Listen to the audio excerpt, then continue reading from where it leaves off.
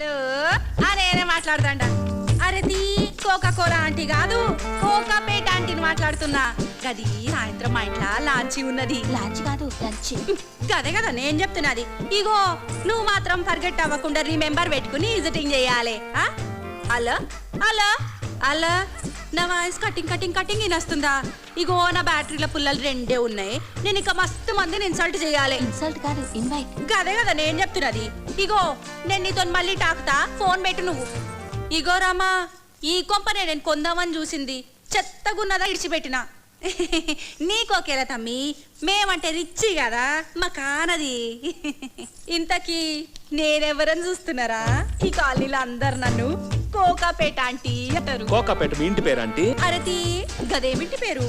అంతకు మున్పు పాల వ్యాపారం చేస్తుంటిమి. అప్పుడు అందరు నన్ను పాలాంటీ అని పిలిచిండ్రు.